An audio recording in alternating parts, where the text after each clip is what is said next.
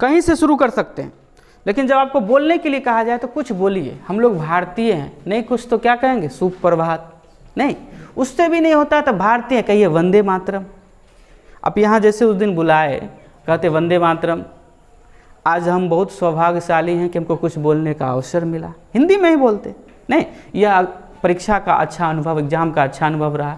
हमने ऐसे तैयारी किया, 400 क्वेश्चन एक लिमिटेड क्वेश्चन ही था, 400 क्वेश्चन में से ही पूछा गया था, 80 क्वेश्चन और 20 क्वेश्चन ही बाहर से थे, तो हमने प्रयास किया और स्कोर किया। ऐसे भी बोल सकते हैं, जेन्युइन चीज़ को ही बोलना, झूठ बोलने की कोई आवश्यकता नहीं। और उसी को शुरू करते, क्या था, आप लोग के मित्र ही सब बैठे हुए थे, कहते good morning friends, my name is Mohan Kumar, Sohan Kumar, R D. Roshan, जो आपका नाम है। कुछ बोलते, उसके बाद हिंदी में ही बोलते, नहीं पूरा बहुत बात हो, लेकिन कुछ बोलना चाहिए। हम लोग क्या करते हैं, सीधे क्विट कर जाते हैं, बाहर निकल जाते हैं, क्या बोलेंगे। तो वहाँ पर क्या हो जाता है कि आप कम्युनिकेट नहीं हो पाते। तो देखिए, शुरू करना है, अगर इंग्लिश में हम कुछ बताना किसी को चाहते हैं या बोलना चाहते हैं, तो जो मौसम है, नहीं कुछ आ रहा तो गुड मॉर्निंग तो आ रहा है, बोल दिए गुड मॉर्निंग। अगर कोई सर हैं तो सर जोड़ दीजिए, फ्रेंड्स हैं तो फ्रेंड्स जोड़ दीजिए। यही नहीं हो सकता, किसके सामने बोलेंगे, या तो सर के सामने बोलेंगे या तो मित्रों के सामने बोलेंगे। तो good morning sir, good morning friends. Afternoon है तो आफ्टरनून बोल दीजिए। ऐसे कहा जाता है कि first meeting is call good morning, ठीक है, लास्ट मीटिंग गुड नाइट होता है। जब आप सेपरेट अलग होते हैं तो गुड नाइट का क्या, तो नहीं कुछ कर सकते तो गुड मॉर्निंग से ही शुरू कर देंगे। 10-11 बजे का समय था, गुड मॉर्निंग कर सकते थे, शुरू करना चाहिए था। और जो आप जानते हैं खाली उसको हम ये बताते हैं, उसको सेंटेंस पे कैसे पुट करेंगे। जैसे आप लोग क्या बोलते हैं कि my name is Mohan Kumar, my father name is ये, आई लिव एट, ऐसे बोलते हैं। उसको हम आपको सेंटेंस में पुट करके बताते हैं। जैसे देखिए, गुड मॉर्निंग फ्रेंड्स या good morning sir. My self नहीं बोला जाता है, नहीं बोलना चाहिए, लेकिन यह सबसे पॉपुलर है, इसी को बोल लीजिए।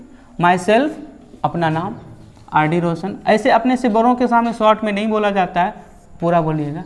अब देखिए, इसको सेंटेंस पे कैसे पुट करेंगे, लिखेंगे, बोलेंगे हैलिंग फ्रॉम नारायण स्टेट,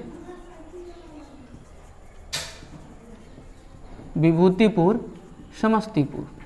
ऐसे सेंटेंस में, क्योंकि सब लोग जानता है क्या कि गांव होता है, फिर ब्लॉक होता है, फिर जिला होता है, उसको अलग अलग सेपरेट करके बताने की कोई आवश्यकता नहीं। क्या कहे, myself R D. Roshan, hailing from Narayan state, Vibhutipur, Samastipur. आपका परिचय एड्रेस का हो गया, एड्रेसिंग हो गया, नाम हो गया, ठीक है। अब जैसे कि यहाँ क्लास में है तो आप अपना एजुकेशन बताइएगा। क्या बताइएगा, आई हैव डन, मैक्सिमम लोग इंटरमीडिएट किए हुए हैं तो बोलेंगे इंटरमीडिएट ऑफ साइंस, आर्ट हैं तो आर्ट, कॉमर्स हैं तो कॉमर्स, जो हैं। अगर उसमें आपको याद है, कॉलेज वगैरह का नाम अच्छे से याद है, अच्छे से बोलने लायक है, तो लिख दीजिएगा फ्रॉम, या बोल दीजिएगा फ्रॉम DVKN कॉलेज नारायण। अगर नहीं भी बोलते हैं तब भी चल जाएगा, आपको थोड़ा लाइन सेंटेंस अच्छा लगेगा कि I have done intermediate of science from Janata college, DVKN college, JPNS, जो आपके कॉलेज वगैरह स्कूल का नाम है। शॉर्ट में बोल दीजिए, फुल में, जो सटीक बैठ रहा है, जो आपको बोलने में लय नहीं टूटे, उस हिसाब से बोलना है। अब लय टूट जाएगा तो उसको छोड़ दीजिए, उस सेंटेंस को ही पुट कर दीजिए। जब भी हम अपने आप को इंट्रोड्यूस करते हैं तो भाषा सटीक होना चाहिए, सामने वाले को अच्छे से समझ आना चाहिए। तो उसको बोलेंगे I have done intermediate of science. अब एक लाइन आपको जोड़ना बताते हैं, एज फार एज, एक याद कर लीजिएगा तो सुंदर लगेगा बदले में। As far as my professional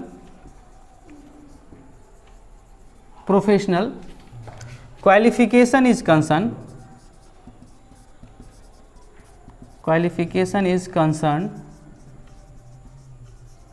I am, अभी तो पढ़ ही रहे हैं, I am doing computer teachers training,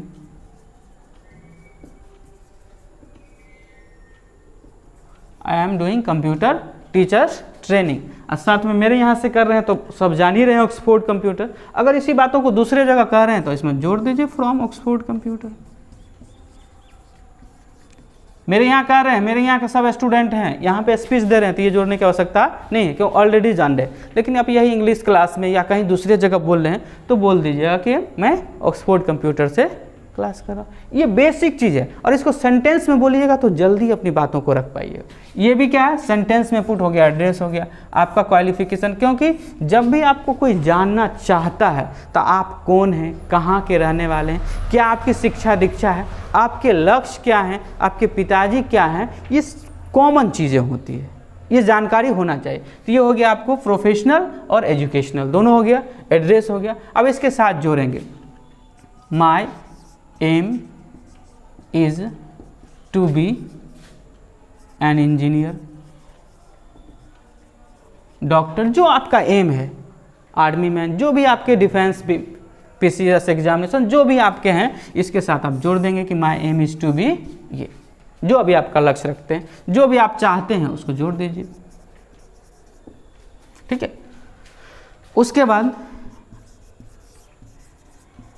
my hobbies are, लड़का है तो लगभग लोगों को क्रिकेट वगैरह खेलना अच्छा ही लगता है, playing cricket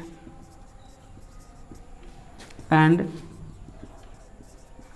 listening to music, ये म्यूज़िक वगैरह कॉमन चीज़ है। या आपकी जो हॉबीज़ है, डांसिंग है, सिंगिंग है और भी क्राफ्टिंग है, तो आप अपने हॉबी, क्योंकि हॉबीज़ जो होता है किसी भी व्यक्ति, अभी वर्तमान समय में किसी भी व्यक्ति के नेचर को जानना चाहते हैं, करैक्टर को जानना चाहते हैं, तो उसके मोबाइल का एल्बम देख लीजिए, वह उसके नेचर्स को दिखाएगा। अगर ऐसे ऐसे मुँह टेढ़ा करके फ़ोटो बनाया हुआ है तो उसका हाँ सो शाइनिंग वाला होगा। डिसेंट फ़ोटो है, डिसेंट लोगों का फ़ोटो है, डिसेंट वीडियो है उसमें, अगर मोटिवेशनल है, पीसीएस एग्ज़ाम के हैं, दृष्टि वगैरह क्लास के हैं, खान सर के हैं, तो वह कुछ करना चाहते हैं, और उसमें गाना सिनेमा वाला है तो वही करना चाहता है। आप एल्बम निकाल कर आप देख सकते हैं कि उसकी फ्यूचर क्या है। क्योंकि किसी लड़का को जानना चाहते हैं, किसी लड़की को जानना चाहते हैं, तो उससे कुछ मत कर, उसको उसके फ्रेंड सर्कल को देख लीजिए। जैसे लोगों की संगति होगा वैसा ही होगा, वो चाह के भी कितना अच्छा होगा वह नहीं बन सकता है। आपका फ्रेंड सर्किल गड़बड़ होगा, गलत होगा, तो आप भी वैसे हो जाएंगे। तो आपका फ्रेंड, तो किसी लड़का को जानना तो उसके फ्रेंड सर्किल को देखिए, किसी लड़की को जानना तो उसके फ्रेंड सर्किल के देखिए, और बेसिकली जानना चाहते तो उसके मोबाइल के एल्बम को देखिए। उसमें जो गाना सिनेमा है, फोटोज़ हैं, वह उसके फ्यूचर को बता देगा। अगर जो कुछ अच्छा करना चाहता है तो उसमें बड़े बड़े लोगों का फ़ोटो होगा, कोटेशंस होंगे, इंस्पायरिंग वर्ड्स वगैरह होंगे, सब जो रहता है वो रहेगा, और नहीं तो गाना सिनेमा रहेगा। अच्छा खराब उससे आपको टोटल जानकारी मिल जाए। तो ये प्रूफ, आपको हॉबीज़ जो है ना, ये आपका बताता है कि आप भविष्य में क्या करना चाहते हैं। ये हमने कॉमन हॉबीज़ बताया, ठीक है। इससे आपके क्रिएटिविटीज़ का पता लगता है। और उसके बाद पिताजी के नाम के साथ ऐसे जोड़ दीजिए, मिस्टर कुछ भी नाम, ठीक है, जो भी आपके पिताजी का नाम है, is my father. My father name is पूरा ओल्ड फैशन हो गया, ठीक है। क्या बोलेंगे, मिस्टर अपने पिताजी का नाम, is my father who is a farmer. हम लोग तो यहाँ किसान वर्ग से हैं, मैक्सिमम फार्मर हैं, किन्हीं के टीचर हैं तो टीचर हैं, जो भी हैं आप उसमें डाल सकते हैं, ठीक है। यहाँ अपना नाम लिख दीजिएगा, पिताजी का बोल दीजिएगा कि ये मेरे पिताजी हैं। और क्या है, हम लोग जहाँ जिस माहौल में हैं, मैक्सिमम की माँ क्या है, हाउस मेकर। हाउस वाइफ अब नहीं कहिएगा, वो ज़माना चला गया, ठीक है। समय के साथ ट्रेंड में बदलाव आते हैं। SMT कर दीजिए, श्रीमती अपनी माँ का नाम, is my mother she is a house maker. House maker कहने का सेंस ये है कि गृहिणी का सेंस जो होता है वो खाने बनाने तक सीमित है, लेकिन हाउस मेकर अभी के वर्तमान समय में जिस घर की महिला समझदार होगी वह परिवार राइज कर जाएगा। पिताजी के पास उतना पर्याप्त समय नहीं हो पाता है, देख रेख नहीं कर पाते कि मेरे बच्चे पढ़ने जाए, क्योंकि उनको जॉब करना, पैसे का कलेक्शन करना। माँ जो होती है घर बनाने, अगर जिस घर की महिला खराब होगी, खुद खाने पर ध्यान देगी तो बच्चा भी खाने वाला हो जाएगा, खुद घूमने पर ध्यान देगी तो बच्चे भी घूमने वाले हो जाएंगे। थोड़ा देर के लिए भी अगर 1-2 घंटा के लिए बच्चे को पढ़ा देती है, बैठ जाती है, तो वो परिवार राइज कर जाएगा। तो इसलिए कहा जाता है कि घर को बनाने वाली होती है। अब गृहस्थी तक समझ नहीं रहेगा। एक कहा भी जाता है कि एक लड़की पढ़ी लिखी समझदार है तो 11 पीढ़ी तक सुधर जाएगा। एक लड़का पीढ़ी है पढ़ा हुआ तो अपने तक रहेगा, दूसरे को कुछ नहीं कर सकता है। तो घर हाउस वाइफ को हटा के क्या कहिएगा, हाउस मेकर। क्योंकि आज आप जो भी हैं, आप में जो भी संस्कार हैं, इसमें 90% आपके माँ का है, 10% दूसरा का है, 80 तो निश्चित है, 70 तो निश्चित है। आज आप खराब हैं तो उसमें माँ की अहम भूमिका है, और आज आप अच्छे हैं तो इसमें भी माँ की अहम भूमिका है। क्योंकि आपने मैक्सिमम टाइम बचपन को, जिस समय आप सीखते हैं, लर्निंग एज में आते हैं, माँ के साथ बिताए हैं। तो वह अगर जिस परिवेश में है, अफसोस की बात है जिनको अगर माँ नहीं होगा तो बुरा नहीं मानिएगा, लेकिन परिवेश जो माँ का अहम रोल होता है कि माँ जो होती है घर को बनाने वाली, तो इसको कहिएगा हाउस मेकर। साथ में हम लोग क्या करते हैं, यहाँ के विद्यार्थी को देखें, स्टूडेंट्स को, अपनी बातों को बोलते हैं हिंदी या इंग्लिश में, उसके बाद चुप रहते हैं, सर की तरफ देखते हैं, और सर बोलते हैं कि ठीक हो गया जाओ, तो चले जाते हैं। ऐसे नहीं करना है। आप इतनी तक बात बोलें, आपको इसमें से कोई सेंटेंस लाइन पुट करना भूल गए तो छोड़ दीजिए, रिपीट करने की आवश्यकता नहीं है। और लास्ट में आपको ख़त्म करना है कि दैट्स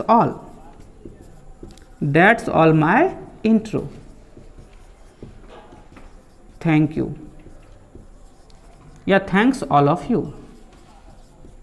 आ रहा फ्रेम में, कट रहा है, सेंटेंस आ रहा है? हाँ, थैंक यू या थैंक्स ऑल ऑफ यू, यहाँ ख़त्म करेंगे, तब ना सामने वाला जो भी आपको बुलाए हैं वो समझ जाएंगे इनका परिचय खत्म हो गया, ठीक है जाइए वगैरह, प्राइज वगैरह देना है तो देंगे। आप लोग क्या करते हैं, बोल के चुप हो जाते हैं। अब समझ में नहीं आता है कि और बोल रहे हैं, बोलने के लिए रुके हैं कि आप नहीं बोलना चाहते, तो पूछना पड़ जाता है। तो आप जितनी बातें बोलते हैं कि my self R D Roshan, hailing from Naran State, Bibhutipur.